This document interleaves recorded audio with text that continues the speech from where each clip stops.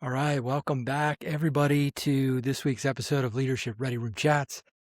It's great to be here. As always, I am Brandon Jenks Jenkins here with my partner and co-founder of Leadership Ready Room, Tom Brother Murray. And man, brother, our conversation yesterday really energized me.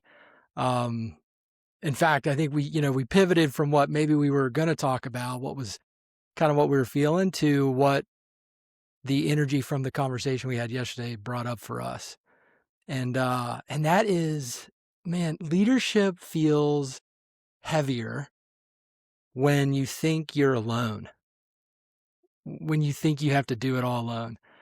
And just, real briefly, what comes to mind for me is when I was getting ready to become the commanding officer of my squadron. Um, you know, luckily in naval aviation, squadron, about 300 people or so, about 10 helicopters. Tom and I are both helicopter pilots. And luckily, gratefully, you get to spend about a year and a half as the second in command, as the XO. And that does give you a good feel for what the job might be like, a good feel for the squadron.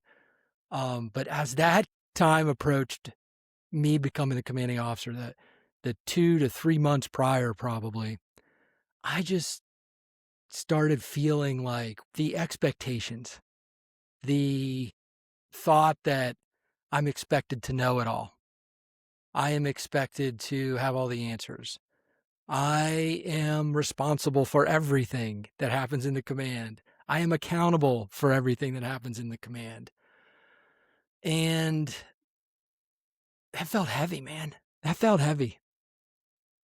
And so yeah, our conversation yesterday was awesome, Tom. I'm just curious, like, anything for you that helps you connect with this leadership feels heavier when you think you're alone topic. Your opener there, Brandon, absolutely resonates, and I'll tell you, contrasting my time in the front office of a squadron, that almost 3-year period, with entrepreneurial efforts today is a magnification of that same sense of isolation, of weight. In the squadron, like you said, there's a waiting period, a learning period where you're the second in command, the XO, and you learn to some degree what's going to be expected of you, how you should operate, the responsibility that you'll be inheriting. One of the assets you have at your disposal in that setting, as you know, is the triad. There's three of you: the COXO and the Command Master Chief, or the Senior Enlisted Advisor, and together you often solve most of the problems and the challenges and the opportunities that come your way uh, when you're in one of those operational units, those squadrons. And it still at times felt very isolating. I still felt like I was alone many times, and that was heavy. Now fast forward to present day, and like so many others, I'm trying my hand at something very entrepreneurial, starting a business, growing a business. And to me, this feels 10 times heavier because I don't have that same close inner circle, or maybe I didn't think I did, right? And so for much of the last few years, I have found myself thinking and sometimes saying, often to my wife, I don't know who to talk to about this. I don't know who I can share this with. And to her credit, every time she would tell me, why don't you just talk to Green Squad, Ready Room Zero? Why don't you talk to them? Uh, So she knows that that's my group. That's my inner circle. And day to day, though, there's nobody physically around me that provided that same sense of sharing the isolation, sharing the burden, sharing the weight. And so it does feel heavy. I'll stop there and flip it back to you because you're also on an entrepreneurial journey yourself. Yeah. Before I talk about kind of what helps, there's something else that I kind of left out from the beginning, and it just hit me. Before I was getting ready to transition into this seat, the largest leadership responsibility of my career. Prior to that, I think maybe I had been the department head of maybe 100 people, 150 people or so. Um, this was double. This was going to be double that. And even as a department head, you still don't have ultimate accountability. It's still the commanding officer. So this other thought was present for me before I took command. And that was this, I guess, feeling of I'm going to be exposed here.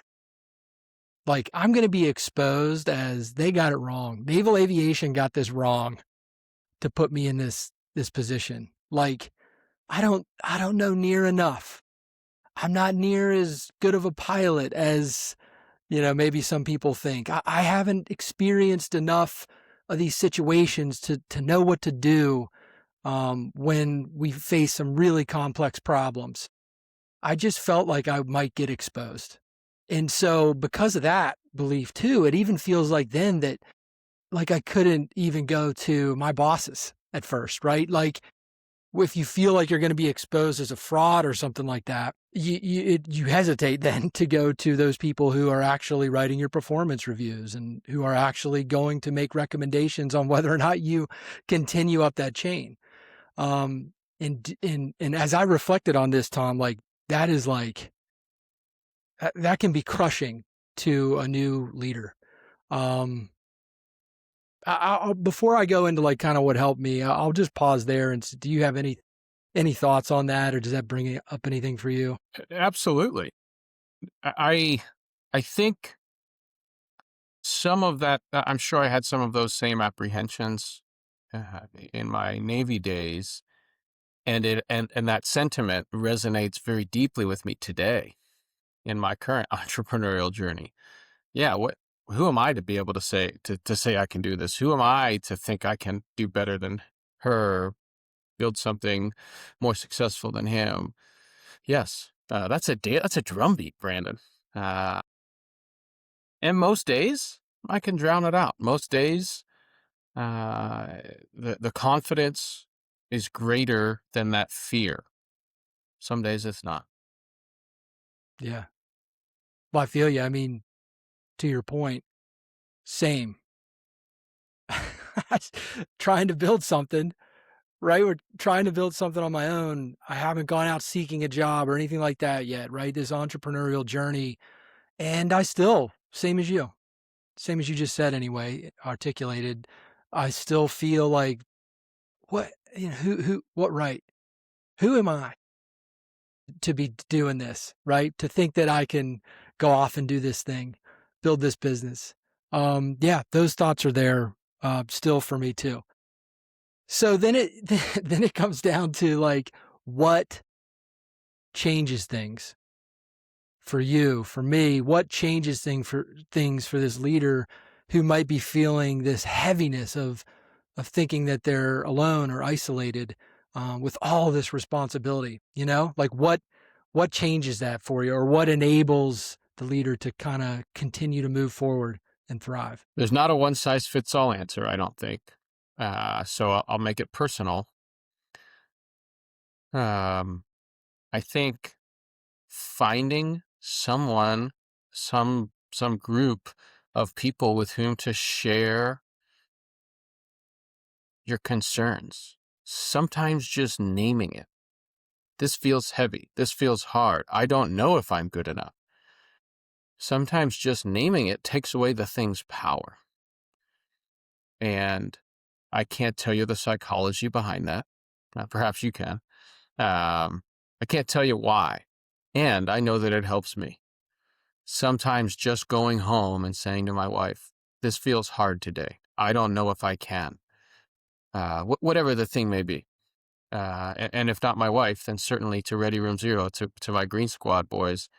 The biggest breakthroughs I've had, the most progress I've made mentally, has always followed some period of vulnerability and of sharing the mental load, of sharing the concern, naming it, putting it out there, even if the people with whom I'm sharing it aren't coming back to me and saying, "Oh yeah, you just need to do X, Y, and Z," right? That's because that's rarely what happens. Hmm. It's typically those comments, those feelings are typically just met with respect and with thanks for sharing, right? With some support, not solution. And for me, that has been the most helpful thing to stay the course, to continue to make progress in the right ways, and to help shed some of the heavier stuff. What about for you? Oh man, connection. Um, I think that for me, when I made this transition into, from second in command into first in command and made that big leadership leap, um, it was connection with I had a group at the time. I had two things. I had a coach, I had a group, Green Squad, right? In addition to family and friends and things like that. The difference between, I think, having a coach or having a group of people like Green Squad, a group of other leaders, peer leaders, who are in similar leadership responsibility areas, but in different organizations and different industries. The benefit of that over friends and family is you just have this feeling that I'm with people here who get it. And even if they aren't providing those answers, like you said, giving immediate advice, even if they're just simply holding the space and respectfully allowing me just to vent or talk about this situation that I'm going through or how I'm feeling about something, they're doing that. And I know that they get it, that they face similar things in what they're doing. And there's just that's powerful. That helps to, it doesn't completely get rid of it because they're not with you all the time. So it doesn't completely get rid of the isolation feeling for me. Um, However, it is always there in my mind. Like, I know I have this group or this person, or these people who I can bring this stuff to. And man, like you said, hold the space, respectfully listen, just be like, yeah, just there. Right. And then sometimes I love it when they get curious, when other folks in Green Squad get curious and they just start asking me questions, not like picking at me, but just asking me questions. They're like wondering, well, I wonder, why is this even a problem for you, Jinx? What's the You worst know? that could happen, Jinx? Yeah. Right? Like, how Yep. many times have you gone through stuff like this before, Jinx? Oh, well, I guess there was this one time. And then, and you start thinking through and you're like, God, I can't handle this. I can do this. I don't have to know exactly what to do, but I know that I can do this. Um, God, that's powerful. And I had that. And not every leader has that. Tom, like, what's your experience with other leaders who were in positions just like us?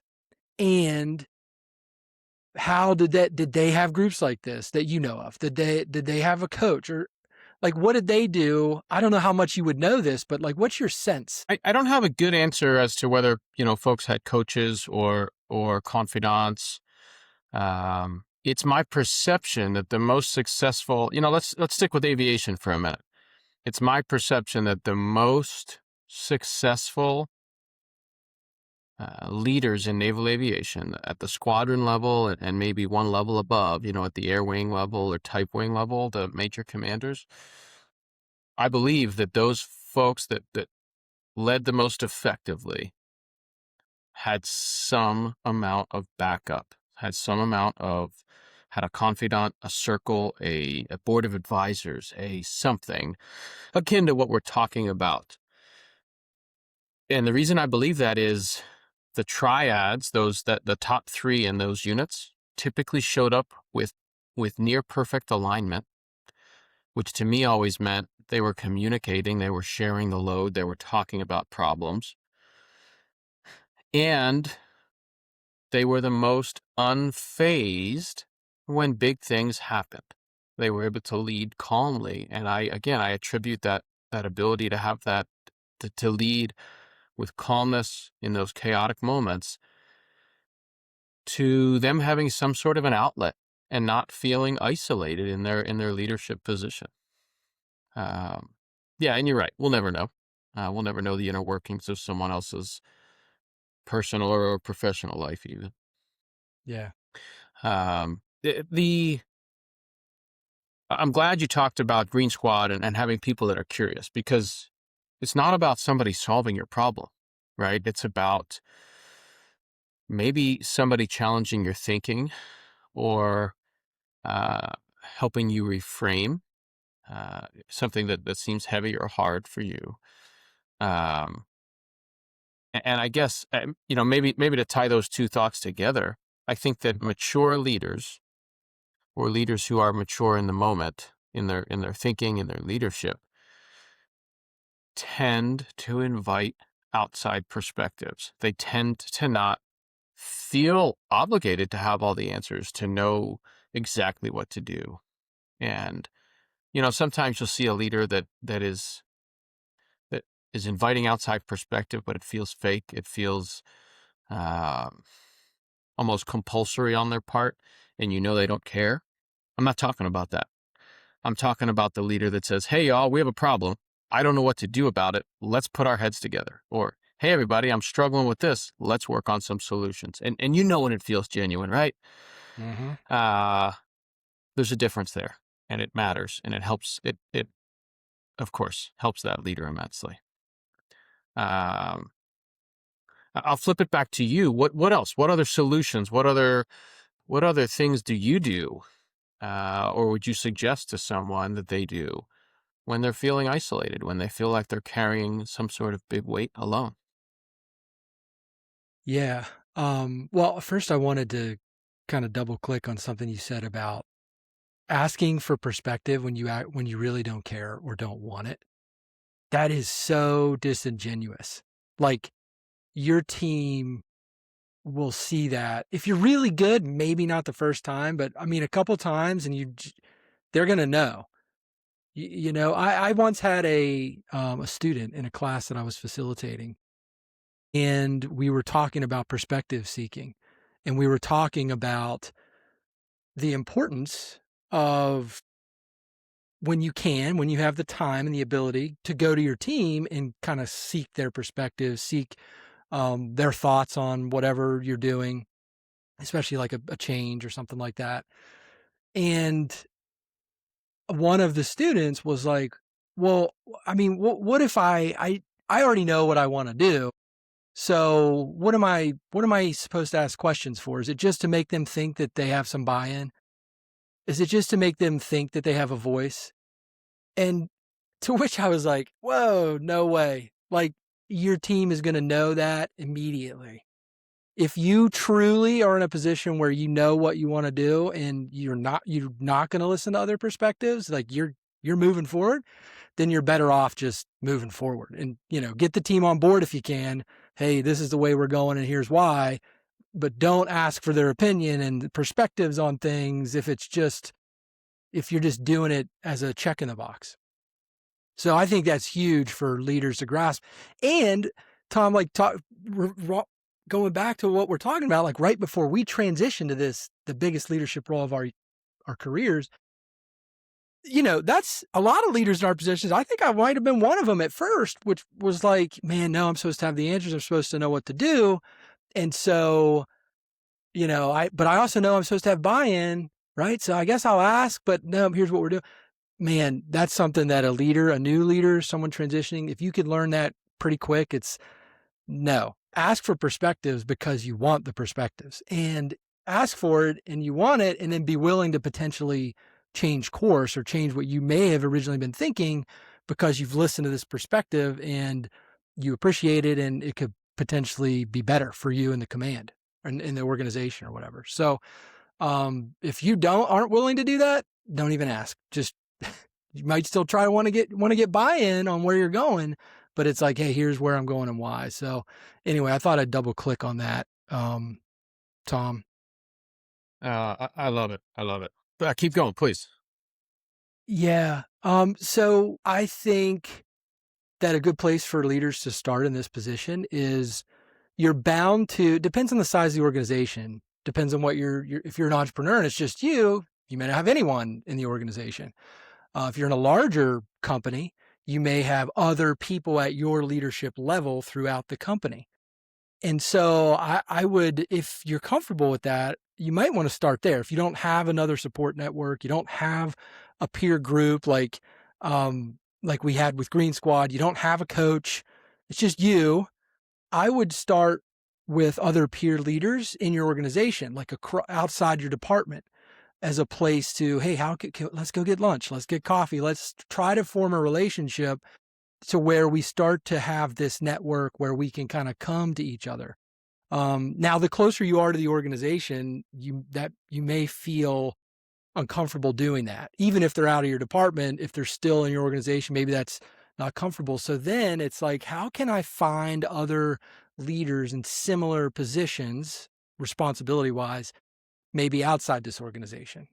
You know, maybe it's in my local, I go to the local Rotary meetings or Chamber of Commerce or some kind of club or networking, but not necessarily to network, not really to network, but to find other leaders kind of like me, um, that I can then, you're gonna have to form the relationship somehow, but getting to a point then where you can like just have conversations about this stuff, about the challenges you're facing. Um, I think that's maybe one spot. For us, brother, we had we had other squadrons. So we could go outside our squadrons and there were other commanding officers right down the hall. And if you had a good relationship with those other commanding officers of different squadrons, different organizations, then you could talk to them. And we had a pretty good network there. So that's, just starting like with what you can and not trying to go out and find a peer accountability group or a coach or anything like that. If you want to start where you're at, those are some ideas that I have. What about you, brother?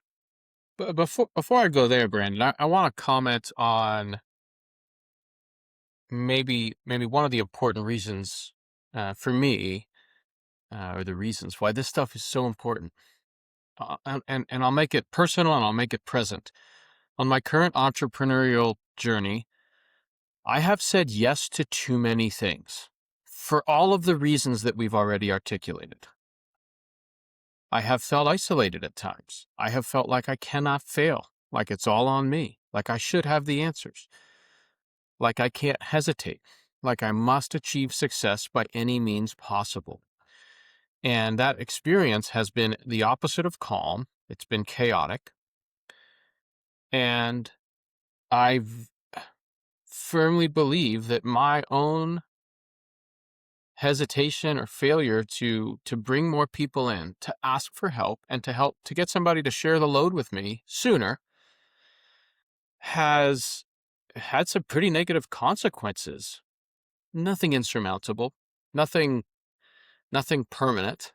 However, the journey's been harder than it needed to be because of this feeling that I just had to figure it out on my own and that it was all on me. And so, recently, too recently, I've started to ask for help carrying the load. I've started to share my concerns, and now I'm having to. I'm coming to grips with. I've made some bad decisions, some incorrect decisions. Maybe not the best for the business, not the best for me, for my family, and so I'm unwinding some of those things now. And hey, that's a way better outcome than trying to stay the course when that's not advisable.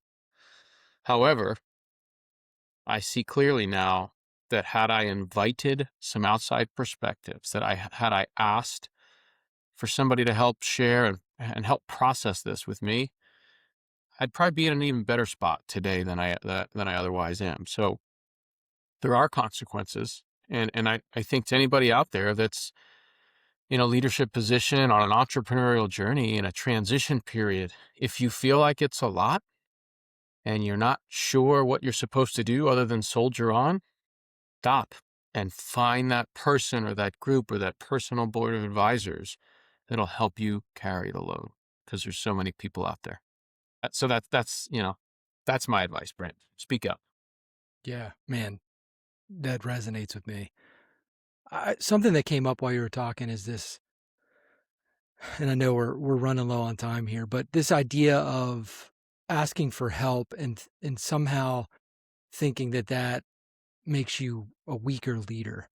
I've been there, right? Like I've felt like, oh God, Jenks, you should you should know this by now. You should know how to do this.